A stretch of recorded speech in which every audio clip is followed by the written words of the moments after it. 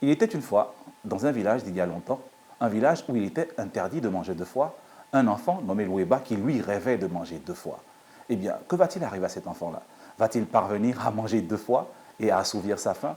C'est ce dont nous parlons aujourd'hui avec Kofi Kofi qui vient nous parler de Zéglé Métou, On ne mangeait pas deux fois, un conte que je vous conseille tout à l'heure dans le décryptage.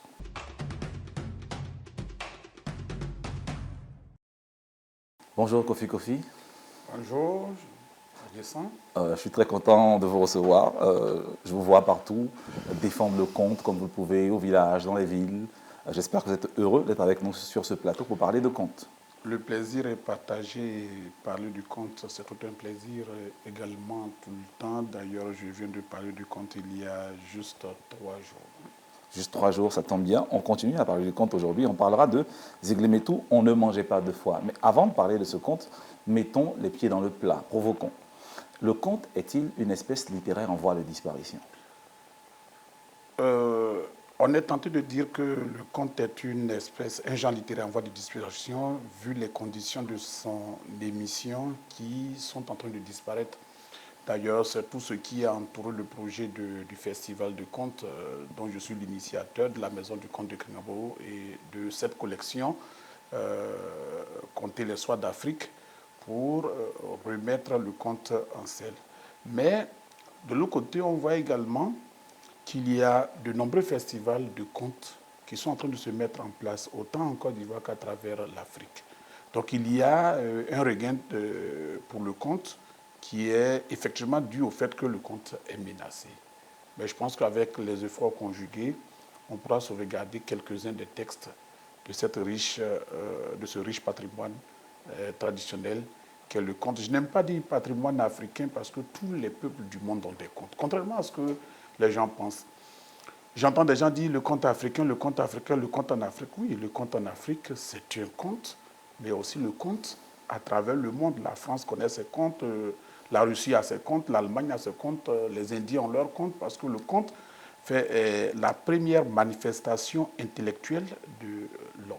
Le conte est un genre universel. Alors, Universel. D'ailleurs, vous savez que je ne veux pas entrer dans des considérations trop techniques, mais pour ceux qui font des études sur le conte, à l'université, par exemple, le livre de Vladimir Prop, intitulé Morphologie du conte, Vladimir Prop est russe, mais ce texte-là fait l'unanimité au niveau de tous les chercheurs à travers le monde qui travaillent sur le conte.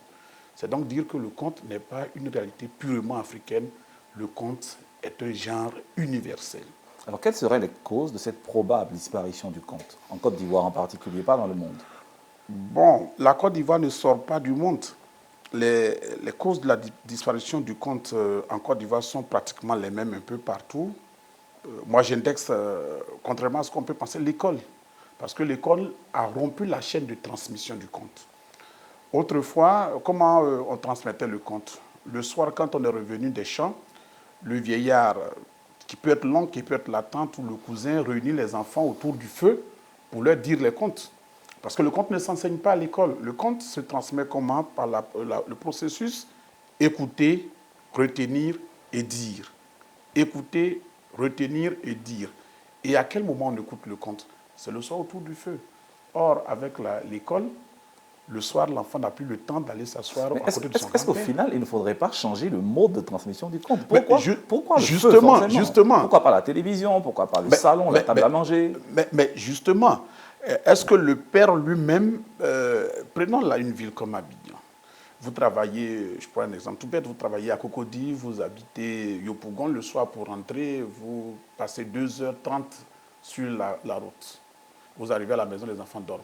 À quel moment vous les réunissez? Et même en ville, dans ce contexte-là, qu'est-ce que vous faites? Parce que le soir, l'enfant va étudier ses leçons. Est-ce que l'enfant a le temps de venir écouter les contes? Donc, c'est pour ça que nous, au niveau de l'association que je dirige, nous avons créé ce qu'on appelle la maison du conte de Kringambo. Nous avons travaillé avec les élèves, parce que ce sont eux qui sont l'avenir, ce sont eux qui comprennent le français, ce sont eux qui savent écrire et qui peuvent reverser les contes de leur tradition dans le français ou au besoin même dans leur langue pour le. Donc nous avons initié ce projet-là qu'on appelle la maison du conte de Kringambo, qui a envoyé les enfants vers ces vieillards dépositaires de contes pour recueillir des contes et faire d'eux des diseurs de contes. Donc ils sont allés écouter, comme dans la tradition, Ils ont retenu, ils sont venus dire. Et d'ailleurs, pour cette année 2024, le festival Okokoyen de contes de Krignambo qui va se passer en fin février va mettre en exergue ces jeunes conteurs, ces élèves conteurs que nous avons dénichés et que nous avons mis en apprentissage. Ce ne seront plus les conteurs professionnels, les vieillards des villages, mais ce sont leurs enfants qui sont allés recueillir les contes auprès d'eux, qui viendront dire le conte au cours de ce festival. Donc c'est une façon pour nous de réintroduire, de réintégrer la jeune génération dans la chaîne de transmission du conte qui a été rompue.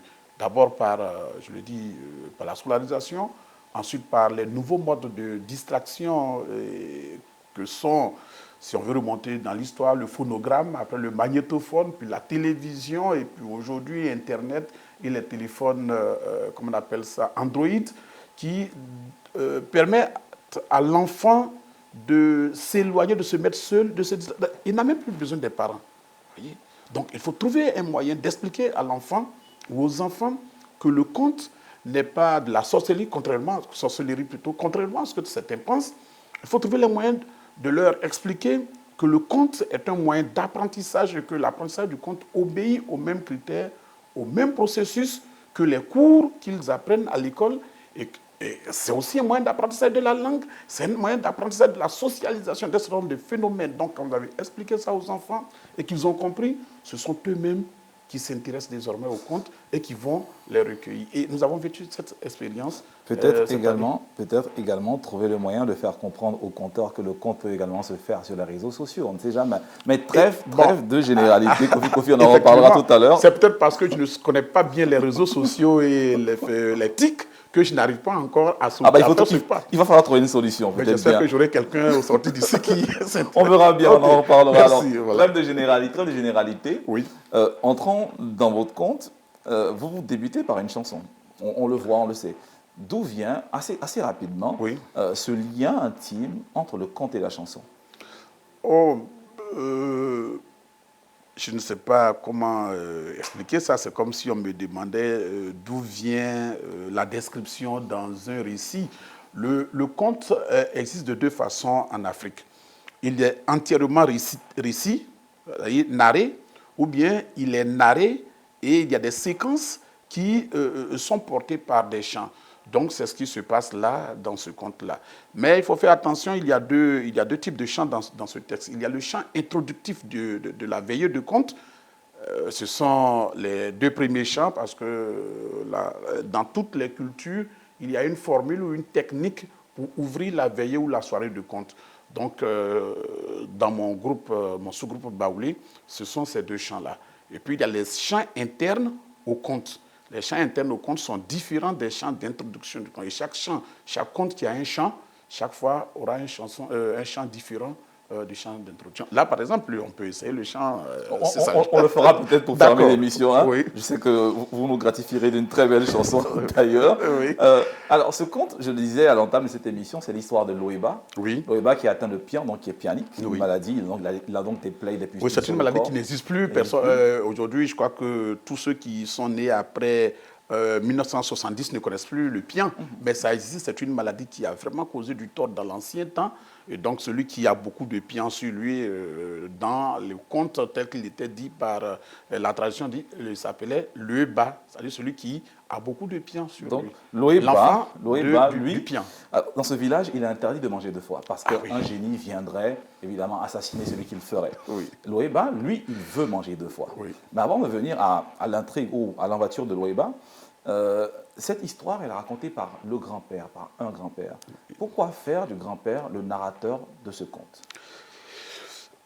Vous m'amenez à remonter peut-être à l'origine de la collection Conter les soirs d'Afrique, qui s'est voulu une collection qui va faire revivre la veillée ou la soirée de conte telle qu'elle se faisait.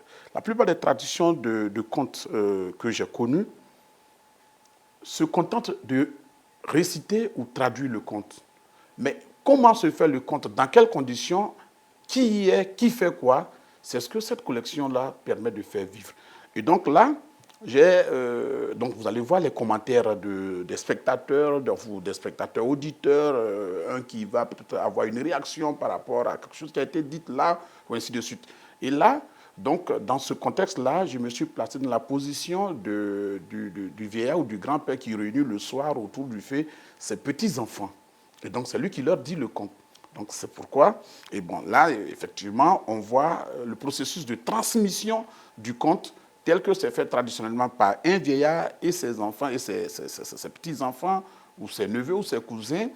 Et donc, c'est ce processus-là que j'ai mis en marche et donc j'ai mis le vieillard au centre avec les enfants. Et tout se passe comme les enfants qui se chahutent, qui se fâchent et autres. On en Voilà. reparlera, Kofi Kofi, vous avez parlé de transmission. Oui. Il est temps maintenant pour nous de transmettre la parole à quelqu'un qui est impatient de vous poser une question, la question celle-ci.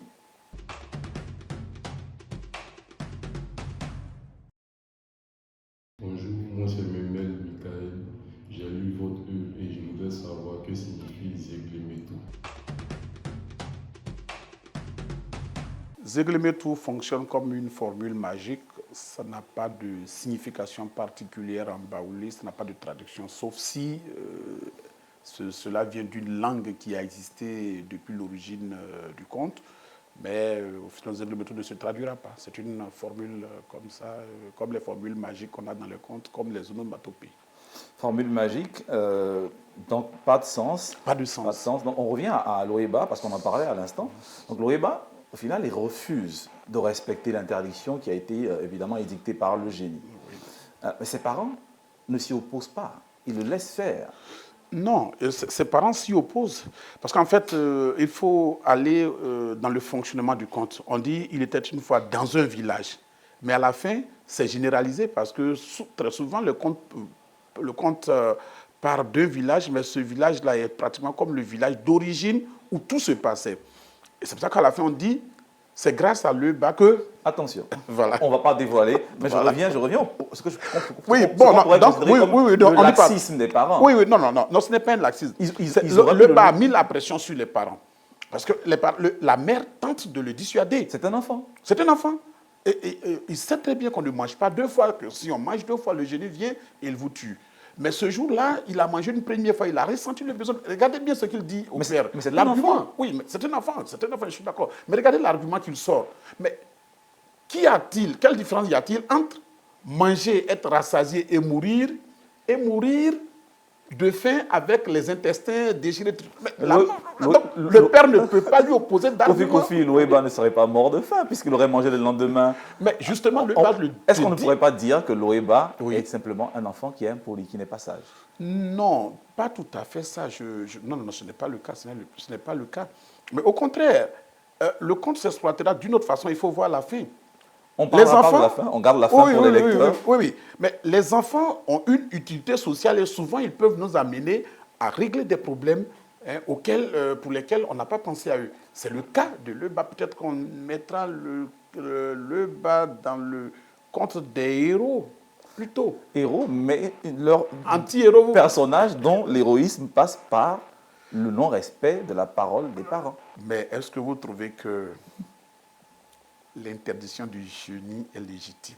Je vous la pose comme question. Ce n'est pas légitime. Kofi, juste un instant pour nous de ne pas désobéir à un principe, celui de rendre hommage à des grandes figures de la littérature. On passe maintenant aux grandes plumes.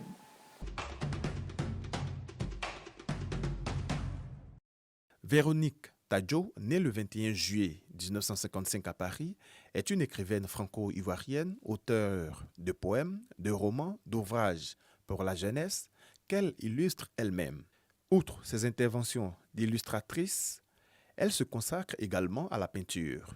Après avoir séjourné longtemps au Kenya et en Angleterre, elle s'est installée en Afrique du Sud où elle a dirigé notamment le département du français de l'université Witwatersrand à Johannesburg. Elle publie les ouvrages célèbres comme En compagnie des hommes, Loin de mon père, Yao de voyage, Latérite. Kofi, j'imagine que vous connaissez bien Véronique Tadjo, vous connaissez son œuvre. Oui, je connais bien Véronique Tadjo avec qui j'ai de très bons rapports. Qui, elle aussi, à sa façon, est une conteuse moderne. Oui, elle est une conteuse. N'oublie pas qu'elle a repris la légende baoulée de la reine Pokou. Et elle a une façon de dire qui est aussi, comme tu l'as dit tout à l'heure, un conte. Donc j'ai très bon rapport avec Véronique Tadjo. Je crois que chaque fois que Véronique Tadjo arrive en Côte d'Ivoire, on s'est toujours vu. Très bien. Alors, donc on revient maintenant, on délaisse un peu Véronique Tadjo pour revenir à Zeglemetou, on ne mangeait pas deux fois, ce conte. Oui. Loéba. Alors, on se rend bien compte que dans les contes africains, la figure de l'enfant, elle revient beaucoup. Il y a une sorte d'obsession, de fascination pour le personnage de l'enfant. Au final, pour Kofi Kofi, dans ces contes, dans ce conte en particulier, Loéba est-il symbole de pureté ou plutôt d'impertinence, de naïveté? Je pense plutôt que le bas est un symbole de pureté. Dans toute son innocence, il décide de faire face, de faire front au danger que représente le génie, qui depuis des générations ou depuis la nuit des temps terrorise et persécute les hommes et leur interdit de manger deux fois. Donc, de façon ingénue, il décide de manger deux fois, quand bien même il sait qu'il va mourir, et il le fait et il s'apprête à l'affronter. On n'en dira pas plus, Kofi Kofi. N'oubliez pas que les Ah non, je lecteurs- n'ai pas l'intention de raconter le conte. On n'en dira pas plus, on n'en dira Oui, pas plus. oui. Donc au final, on pourrait dire qu'il y a une fascination chez les conteurs africains pour les personnages d'enfants. Pourquoi? Qu'est-ce qui fascine autant chez les enfants? Bon, faut-il dire que c'est parce que le conte met beaucoup... bon, le conte, d'abord, il est dit pour les enfants et par les enfants, en direction des enfants, parce qu'il y a une dimension du conte qu'on oublie, c'est l'apprentissage de la langue. Le conte est un grand vecteur d'apprentissage de la langue. C'est pour ça que chaque fois, on associe le conte aux enfants et les enfants au conte. Donc, c'est un processus par lequel l'enfant apprend la langue de chez. Donc, c'est normal qu'on ait beaucoup d'enfants dans les contes. Mais soit dit en passant, dans les soirées de contes, on commence toujours par les contes pour enfants. Et quand les enfants commencent à s'endormir, on commence à dire les contes pour les grandes personnes. Donc, l'enfant est au centre du conte, il est acteur du conte, il est, je dirais, un acteur principal du conte pour ce que je sais.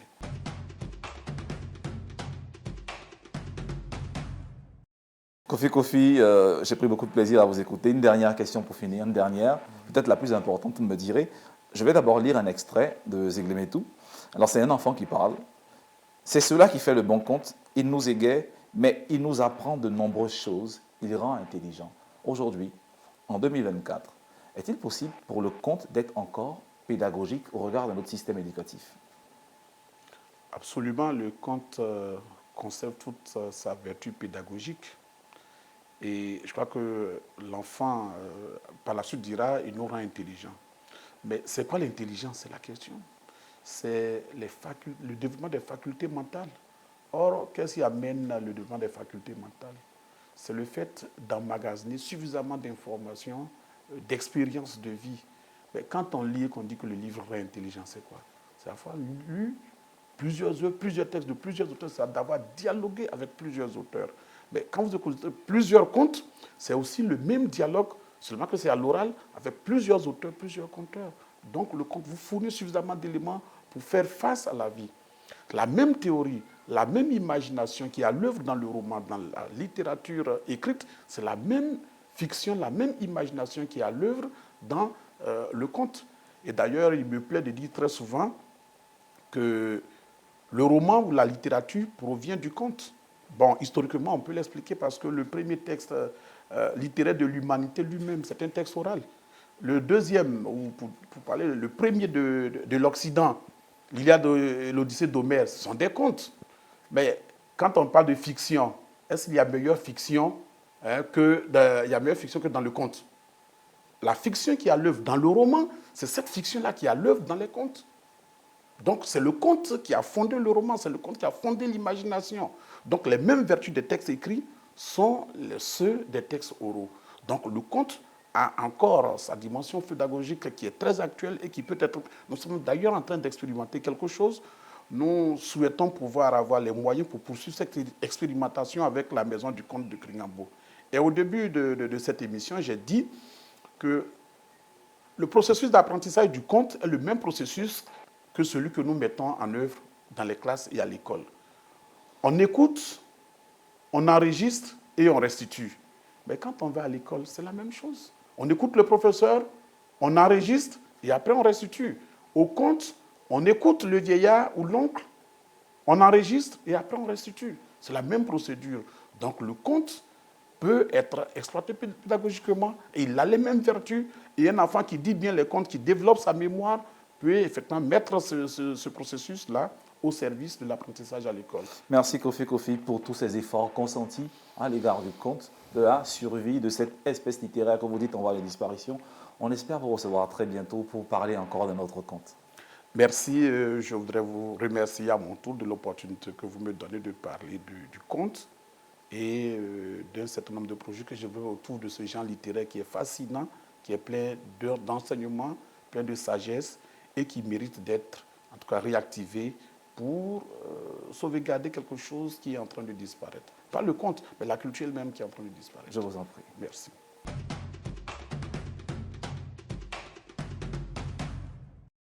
Pour sauvegarder notre culture, il faut lire le conte, il faut retourner au conte, il faut aimer le conte, il faut surtout relire Zéglémé tout, on ne mangeait pas deux fois de Kofi. N'oubliez pas, il y a du slam, il y a de la musique, il y a de beaux mots, mais en attendant qu'on se retrouve pour la semaine prochaine, je vous le répète, lire des livres, des livres.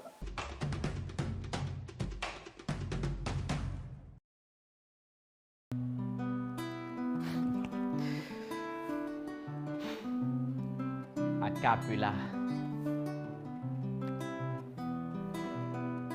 Ton amour est une perle précieuse, la plus belle que porte mon cœur à son cou. Ta peau couleur de lune d'un soir rivalise avec l'arc-en-ciel. Ton sourire est le soleil que j'attends tous les matins avant de me lever.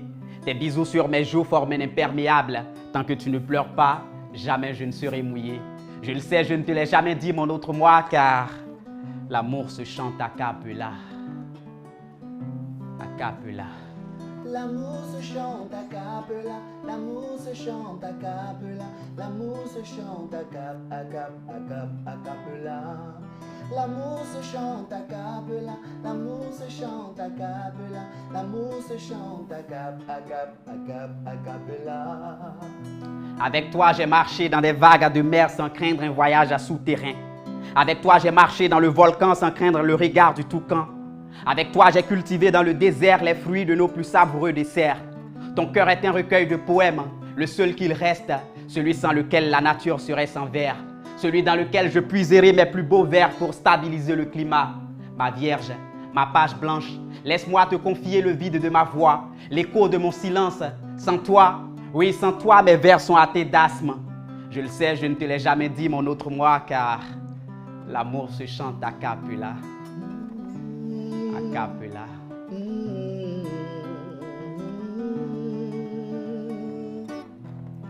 L'amour se chante a cappella, l'amour se chante a cappella, l'amour se chante a cappella. L'amour se chante a cappella, l'amour se chante a cappella, l'amour se chante a cappella. Pour toi, je danserai le ziglibiti, le polier ou le bébé. Tu es ma Valdaise, je suis ton Singila, le 10 fois B. À toi, je m'agrippe, tu es belle, tu as zéro défaut. Tu es la destination de mon pèlerinage, ma Eurydice, my Rama. Please come to wait me sur le quai, moi ton Kenny. Je veux t'écrire de tous les profils pour te vivifier, ma Aïcha. Montre-moi le chemin qui mène à ton cœur pour que j'y grave quelques notes vocales de Mawata. Et tu sais pourquoi je t'aime?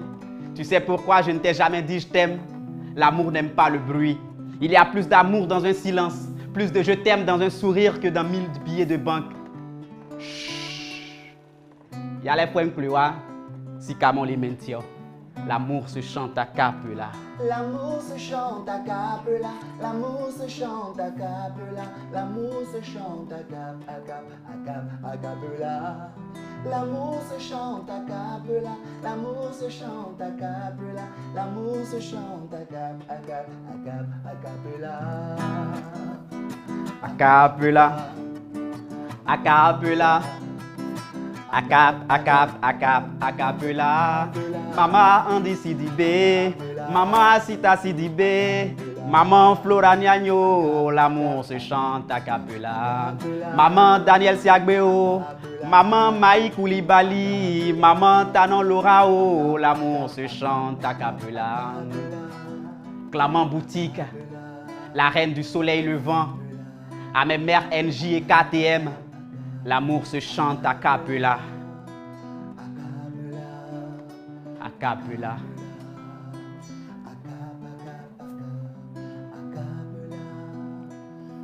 capella. A capella.